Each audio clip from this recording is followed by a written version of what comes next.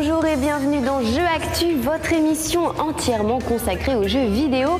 Et cette semaine, nous avons décidé de poser notre caméra à la Gaîté Lyrique, un espace de création qui vient tout juste d'ouvrir ses portes et qui est entièrement dédié aux cultures numériques, dont fait évidemment partie le jeu vidéo. Et c'est donc dans ce cadre très contemporain que nous allons vous résumer le sommaire de cette nouvelle émission.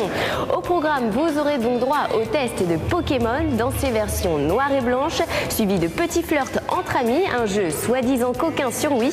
Et enfin, on terminera avec Tactics Ogre qui débarque pour la première fois sur PSP. Mais avant cela, vous le savez, on va tout d'abord faire un petit tour d'horizon des news de la semaine avec Zap Actu. C'est parti.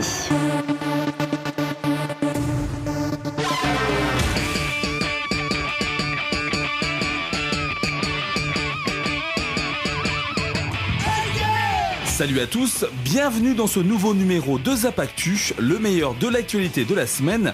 Et voici tout de suite les news qu'il ne fallait pas manquer. Côté chiffres, c'est Microsoft qui fait l'actualité, puisque le constructeur américain est fier de nous annoncer que sa caméra Kinect a dépassé les 10 millions d'exemplaires vendus dans le monde. Un score vraiment impressionnant qui a valu à l'accessoire de la Xbox 360 de rentrer dans le Guinness des records comme étant l'appareil qui s'est le plus vendu en un temps record. En faisant une moyenne, il s'est écoulé 133 333 Kinect par jour. Chapeau.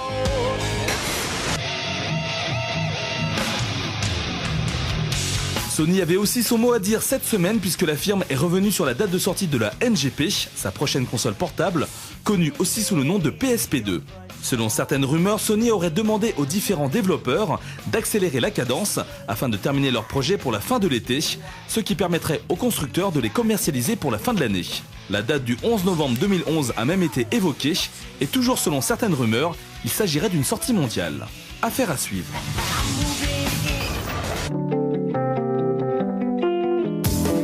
Enfin, pour terminer, on avait envie de vous faire partager cette vidéo que Blizzard a réalisée à l'occasion de ses 20 ans d'existence. Avec l'aide des différents pontes de la société, toute l'histoire de la marque est retracée, de ses débuts en 1991 jusqu'à la sortie récente du dernier World of Warcraft Cataclysme et en attendant le prochain Diablo 3.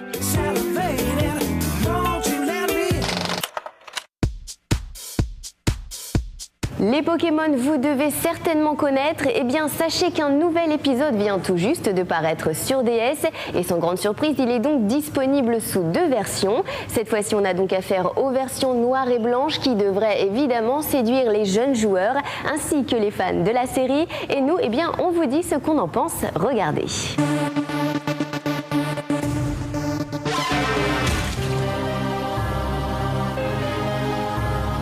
Cela fait une quinzaine d'années que les Pokémon, petites créatures créées par Satoshi Tajiri, ont envahi la planète. Un succès qui a abouti au développement d'un nombre impressionnant de titres inspirés de la célèbre franchise et notamment sur les consoles portables de Nintendo. Une habitude qui ne se dément pas avec l'arrivée sur DS de ces versions blanches et noires de Pokémon. Ces 2 jeux tentent d'ailleurs de faire évoluer la série en changeant de monde. En effet, après Kanto, Johto, Hoenn et Sinnoh, c'est au tour du continent d'Unis d'accueillir nos dresseurs de Pokémon. Comme dans les précédents volets, vous devez choisir dès le départ un Pokémon parmi les 3 proposés que sont Vipellière, Grookey ou Moustillon, un choix qui va orienter la partie et qui n'est autre qu'une immense chasse aux Pokémon, leur nombre étant de 150 ici. Ils sont d'ailleurs tous inédits, ce qui permet de repartir sur de nouvelles bases, sans oublier qu'il sera possible une fois le jeu terminé de récupérer une partie des anciennes créatures. Sachez néanmoins que l'aventure principale ne se fera qu'avec les nouveaux venus. Au registre des changements, il faut noter que les diverses créatures invoquées en plein combat possèdent maintenant de vraies animations qui dynamisent des matchs désormais moins avares en effets visuels. De même, l'arrivée d'un moteur 3D convaincant ajoute une certaine profondeur et une finesse aux différents décors traversés, une évolution qui ne change pas le but profond du jeu, c'est-à-dire le côté collection.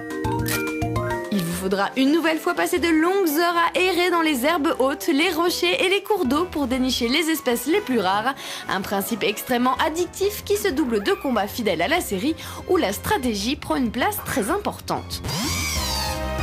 Que ce soit la version blanche ou noire, le titre de Nintendo exige de connaître son équipe de attentifs, même si cet épisode se montre un peu trop accessible avec des capsules techniques illimitées. Heureusement, le côté communautaire est mis en avant avec le Sedgir, un objet qui permet d'activer les fonctions Wi-Fi et infrarouge du jeu. Ce dernier est pensé pour tirer parti au maximum de la connectivité sans fil de la DS et permet d'accéder à des zones de jeu virtuelles où les joueurs proches peuvent se rencontrer et même au rêve des Pokémon via un PC. Un contenu solide donc, mais qui n'empêche pas le titre de Nintendo d'apparaître plus comme une grosse mise à jour que comme un vrai renouveau de la saga. Peut-être avec Pokémon version grise, qui sait. La note Jeu Actu, 15/20.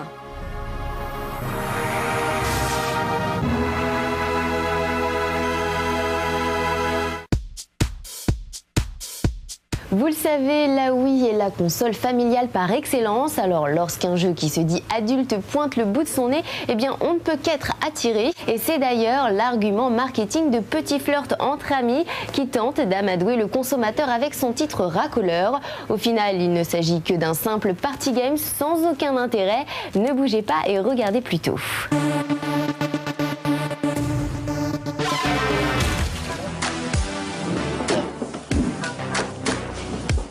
Depuis sa sortie il y a quelques années, la Wii enchaîne les titres remplis de mini-jeux pour faire jouer toute la famille autour de la télé.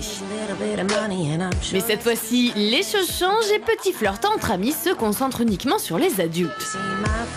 Avec sa vidéo de lancement digne d'un film de fin de soirée sur une certaine chaîne, le jeu d'Ubisoft se veut coquin et affriolant. Un programme aguicheur et tape à l'œil qui est en réalité bien loin de ce qu'il laisse penser. En effet, vous ne trouverez pas de mini-jeux qui pourront pimenter votre couple ou des soirées entre amis, mais simplement des épreuves basiques vues et revues. Et si ça ne suffisait pas, ces défis n'ont rien de sexy. Répondre à des questions sur le cinéma, la musique et la télévision n'est pas vraiment l'activité la plus aphrodisiaque du monde. Et si parfois au détour de 2 ou 3 mini-jeux, vous devrez vous rapprocher de votre partenaire, rien ne viendra donner une touche coquine à l'ensemble. Aussi pimenté qu'une soirée Trivial Poursuite, Petit Flirt entre amis se paye également le luxe de n'être pas très jouable, avec une reconnaissance de la Wiimote qui n'est pas du tout au point. Alors certes, les parties peuvent être découpées en plusieurs thèmes à la consonance érotique, mais les différences sont tellement anecdotiques que les joueurs s'empresseront de passer par le mode aléatoire afin de ne pas s'embêter à choisir leur style. Bref, sous couvert d'un côté sexy et affriolant, le jeu d'Ubisoft n'est finalement qu'un jeu lambda, développé sans aucun soin. Pire, il prend les joueurs pour des imbéciles en proposant un contenu qui n'est pas du tout celui vendu sur la jaquette ou dans la fameuse vidéo de présentation. La preuve, le titre est disponible à la vente à partir de 12 ans, un jeu à éviter à tout prix donc. La note Jeu Actu, 6/20.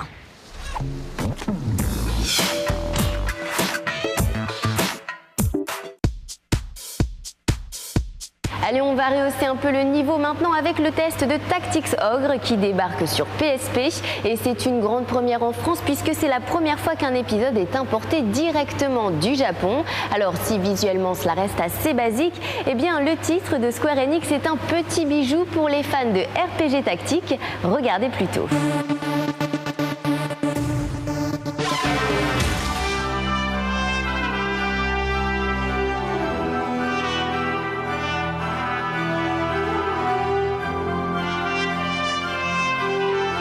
Série méconnue en Europe, Tactics Ogre fait pourtant partie de ces RPG japonais qui cartonnent au Japon. Ce succès répété a donc décidé Square Enix de l'importer sur le vieux continent et pour sa première apparition, c'est la PSP qui a été choisie pour faire office de support. Baptisé Tactics Ogre Let Us Cling Together, ce jeu n'est en réalité que le remake du titre original, sorti d'abord sur Super Nintendo, puis adapté sur la première PlayStation. Un remake qui, comme vous allez le constater, sublime la version d'origine, et oui, c'est possible. Le jeu vous met donc aux commandes de Denham Pavel, dont les parents ont été assassinés devant ses yeux et ceux de sa sœur Katia par le groupe des Chevaliers Noirs. Une histoire qui va se complexifier au fil de l'aventure et qui se focalise sur la montée en puissance de plusieurs clans qui se déchirent pour des notions de terre et d'ethnie. Le scénario alterne entre histoires de vengeance, de trahison et de meurtre dans une atmosphère très sombre. Une noirceur qui contraste avec des petits sprites très old school auxquels les magnifiques dessins d'Akihiko Yoshida donnent pourtant une vraie prestance. Bénéficiant d'une histoire retravaillée et de nouveaux personnages, le jeu de Square Enix possède également un système inédit nommé Chariot. Ce dernier permet de revenir jusqu'à 50 tours en arrière pour changer de mauvaises décisions prises pendant un combat et ainsi ne pas se faire éliminer lamentablement. Une aide qui ne rend pas pour autant les affrontements plus faciles, certains se montrant même extrêmement ardus. Heureusement, vous pourrez compter sur des classes désormais unisexes qui permettent de créer des groupes plus équilibrés et efficaces. Autre nouveauté, le système World vous donne le pouvoir de revenir à des embranchements du scénario pour changer l'un des nombreux choix disponibles.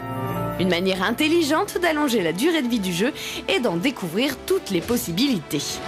Une progression qui est d'ailleurs accompagnée de la bande-son signée Sakimoto et Iwata, entièrement retravaillée pour l'occasion, donnant un nouveau souffle à ces compositions bien connues. Des nouveautés bienvenues donc, mais côté graphisme, il s'agit des mêmes en plus fin, adaptés à l'écran 16/9 de la PSP. Un côté à l'ancienne qui pourra laisser de côté un bon paquet de joueurs. Cela dit, les grandes qualités du jeu le hissent au rang de hit incontournable pour les fans du genre. La note Jeu Actu, 18/20.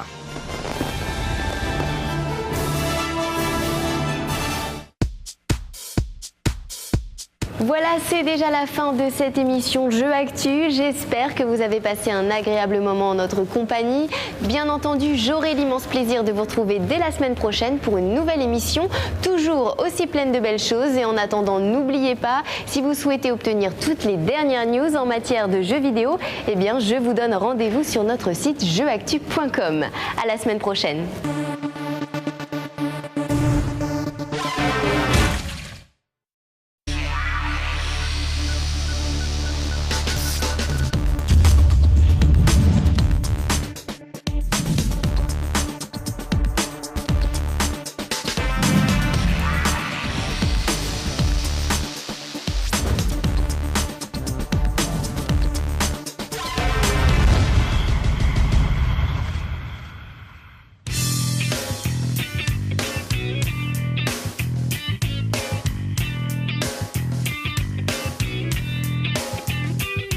Bonjour et bienvenue dans Jeux Actu, votre émission entièrement consacrée aux jeux vidéo. Et cette semaine, eh bien, nous avons décidé de poser notre caméra à la Gaîté Lyrique, un espace de création qui vient tout juste d'ouvrir ses portes et qui est entièrement dédié aux cultures numériques, dont fait évidemment partie le jeu vidéo. Et c'est donc dans ce cadre très contemporain que nous allons vous résumer le sommaire de cette nouvelle émission.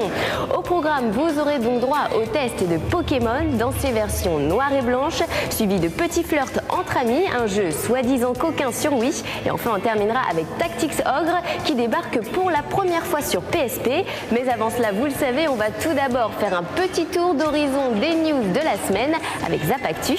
C'est parti.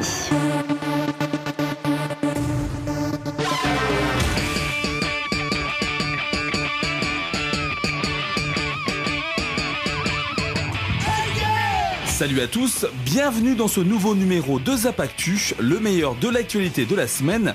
Et voici tout de suite les news qu'il ne fallait pas manquer.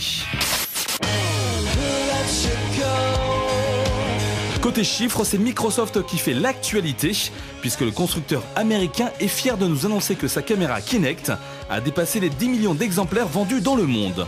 Un score vraiment impressionnant qui a valu à l'accessoire de la Xbox 360 de rentrer dans le Guinness des records comme étant l'appareil qui s'est le plus vendu en un temps record. En faisant une moyenne, il s'est écoulé 133 333 Kinect par jour. Chapeau.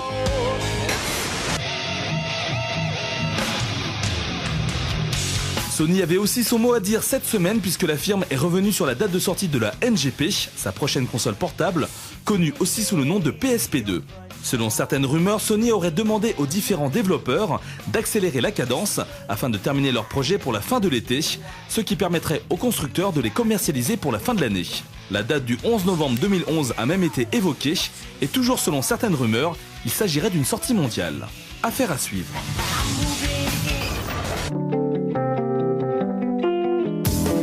Enfin, pour terminer, on avait envie de vous faire partager cette vidéo que Blizzard a réalisée à l'occasion de ses 20 ans d'existence. Avec l'aide des différents pontes de la société, toute l'histoire de la marque est retracée, de ses débuts en 1991 jusqu'à la sortie récente du dernier World of Warcraft Cataclysme et en attendant le prochain Diablo 3.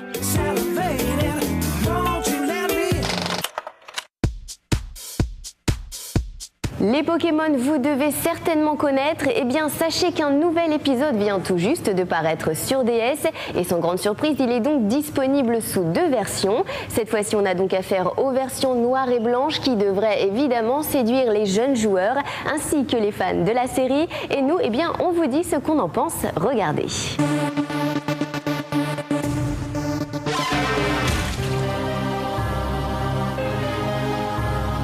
Cela fait une quinzaine d'années que les Pokémon, petites créatures créées par Satoshi Tajiri, ont envahi la planète. Un succès qui a abouti au développement d'un nombre impressionnant de titres inspirés de la célèbre franchise et notamment sur les consoles portables de Nintendo. Une habitude qui ne se dément pas avec l'arrivée sur DS de ces versions blanches et noires de Pokémon. Ces 2 jeux tentent d'ailleurs de faire évoluer la série en changeant de monde.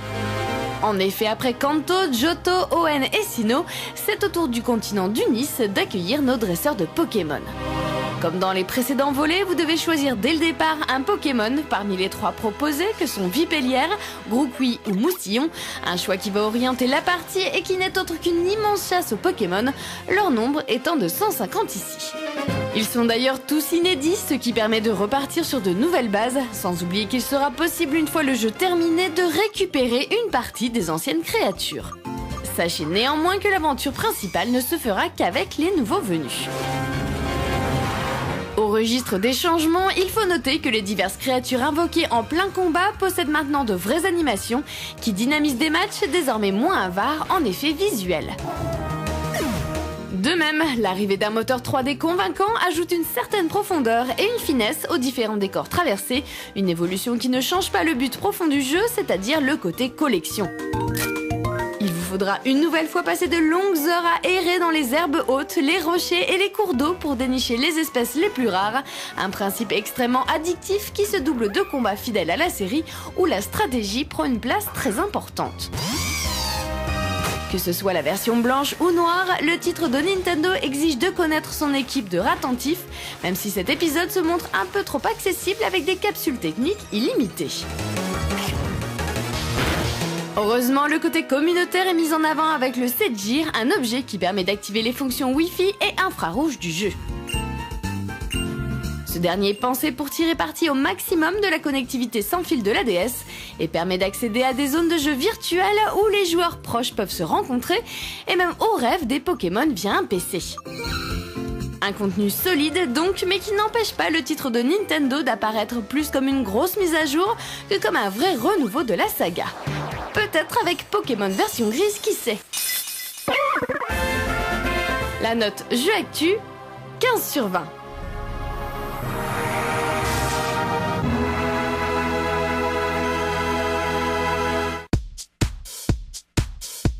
Vous le savez, la Wii est la console familiale par excellence. Alors lorsqu'un jeu qui se dit adulte pointe le bout de son nez, eh bien on ne peut qu'être attiré. Et c'est d'ailleurs l'argument marketing de Petit Flirt entre amis qui tente d'amadouer le consommateur avec son titre racoleur. Au final, il ne s'agit que d'un simple party game sans aucun intérêt.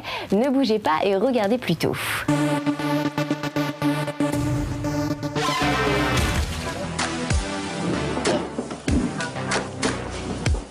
Depuis sa sortie il y a quelques années, la Wii enchaîne les titres remplis de mini-jeux pour faire jouer toute la famille autour de la télé. Mais cette fois-ci, les choses changent et Petit Flirt entre amis se concentre uniquement sur les adultes. Avec sa vidéo de lancement digne d'un film de fin de soirée sur une certaine chaîne, le jeu d'Ubisoft se veut coquin et affriolant. Un programme aguicheur et tape à l'œil qui est en réalité bien loin de ce qu'il laisse penser. En effet, vous ne trouverez pas de mini-jeux qui pourront pimenter votre couple ou des soirées entre amis, mais simplement des épreuves basiques vues et revues. Et si ça ne suffisait pas, ces défis n'ont rien de sexy. Répondre à des questions sur le cinéma, la musique et la télévision n'est pas vraiment l'activité la plus aphrodisiaque du monde. Et si parfois au détour de 2 ou 3 mini-jeux, vous devrez vous rapprocher de votre partenaire, rien ne viendra donner une touche coquine à l'ensemble. Aussi